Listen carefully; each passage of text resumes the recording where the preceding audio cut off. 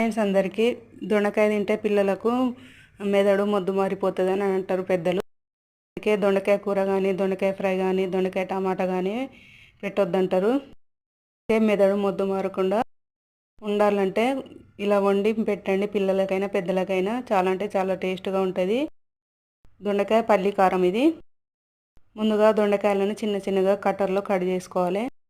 అయితే కట్టర్లో కట్ చేస్తున్నాను, మీరు చాకుతో కట్ చేసుకుంటే చిన్న చిన్న కట్ చేయండి.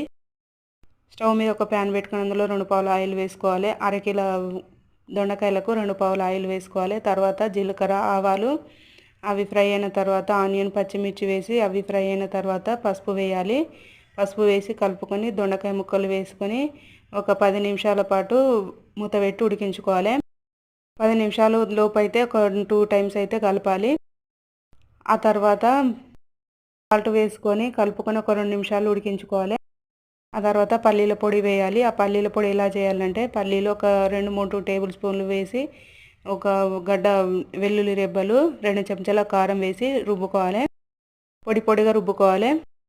ఫ్రై అయిన తర్వాత ఈ పల్లి పొడి వేసి కొత్తిమీర వేసి ఒక 2 నిమిషాలు మూత పెట్టి ఉడికించుకొని స్టవ్ బంద్ చేసుకోవడం. నచ్చితే లైక్ చేయండి.